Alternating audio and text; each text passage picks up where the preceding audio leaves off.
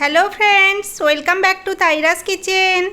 আজকে আমি ছোলার ডালের হালুয়া রেসিপি আপনাদের সঙ্গে শেয়ার করব। কিভাবে পারফেক্টভাবে ছোলার ডালের হালুয়া বানিয়ে নেওয়া যায় সেটাই আমি ভিডিওর মাধ্যমে শেয়ার করব। এটা খেতে ভীষণই সুস্বাদু হয়, আর এই হালুয়া এমনি খাওয়া যায়, আবার রুটি পরোটার সঙ্গেও খেতে বেশ ভালো লাগে। চলুন তাহলে রেসিপিটা একবার দেখে নিই। রেসিপিটা বানানোর জন্য এখানে আমি ছোলার ডাল নিয়েছি 400 গ্রাম। তো ছোলার ডালটা আমি 2 ঘন্টার জন্য ভিজিয়ে রেখেছিলাম, ভালোভাবে জল বদলে ধুয়ে। আর এখন দেখুন ছোলার ডালটা কতটা ফুলে গেছে। ছোলার ডালটা ভিজিয়ে রাখলে সিদ্ধ করাটা খুব তাড়াতাড়ি হয়। এখন জল ঝরিয়ে একটা প্যানের মধ্যে আমি নিয়ে নেব। এবার পরিমাণ মতো জল দিয়ে নেব। জল দিয়ে একটা ঢাকা দিয়ে এটাকে সিদ্ধ করে নেব। আর এরই মাঝে আমি একবার ঢাকনাটা উঠিয়ে নেব। আর এই যে ফেনার সৃষ্টি হয়েছে, এই ফেনাগুলো আমি চামচ দিয়ে উঠিয়ে ফেলে দেব।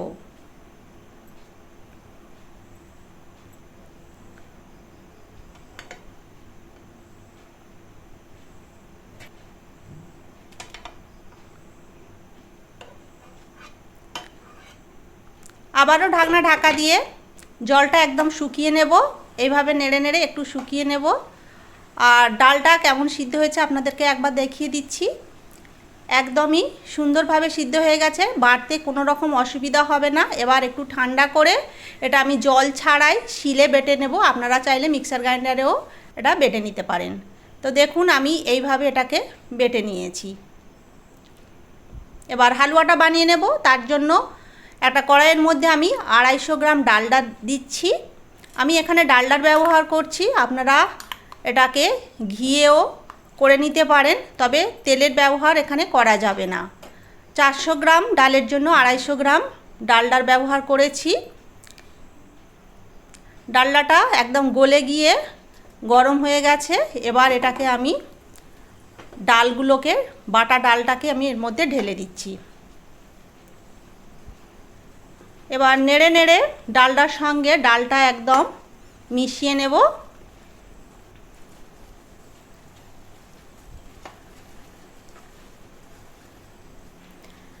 এরপর দিয়ে দিচ্ছি 300 গ্রাম চিনি।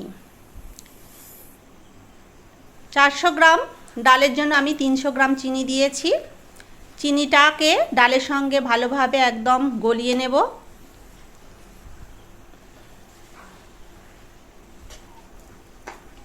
দেখুন চিনিগুলো একদমই ডালের সঙ্গে মিশে গেছে আর গলে গেছে, অনেকটা ডালটা তরল হয়ে গেছে।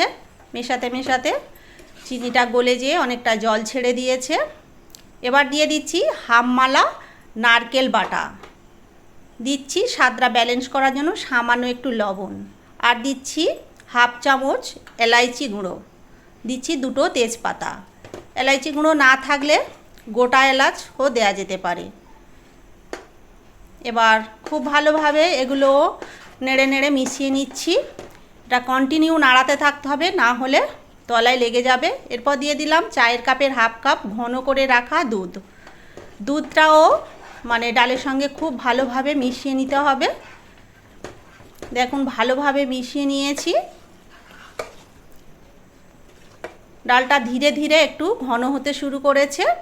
এই রকম অবস্থায় দিয়ে দিচ্ছি কিছুটা কিশমিশ আর কিছুটা কাজু বাদাম। কাজু বাদাম কিশমিশের পরিমাণটা আপনারা কম বা বেশি দিতে পারেন। এবার ভালোভাবে নাড়িয়ে নিচ্ছি।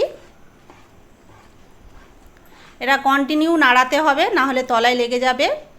এরপর দিয়ে দিচ্ছি 2 চামচ উঁচু করে ঘি।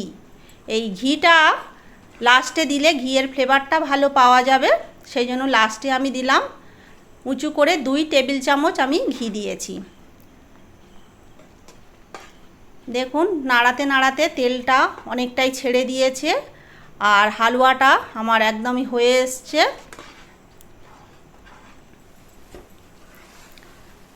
দেখুন তেল ছেড়ে দিয়েছে, আর কড়া থেকে একদম হালুয়াটা এরকম ছেড়ে ছেড়ে আসছে, আর দারুণ একটা সুবাস বেরোবে, তখনই বুঝবেন যে এটা হয়ে গেছে।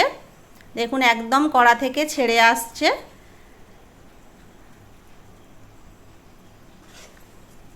তো আমার হালুয়াটা হয়ে গেছে। এবার একটা বাটিতে আমি এটাকে সার্ভ করে দিচ্ছি। আপনারা চাইলে এটা পিস কেটেও নিতে পারেন।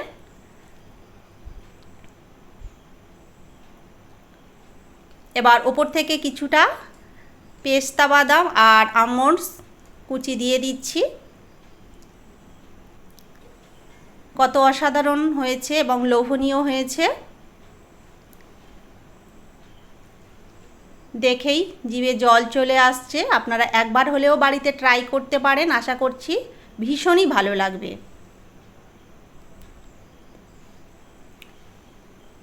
তো আমার আজকের ভিডিওটা আশা করছি আপনাদের অনেক ভালো লেগেছে। আর ভালো লাগলে প্লিজ লাইক শেয়ার চ্যানেলটা সাবস্ক্রাইব করে নেবেন।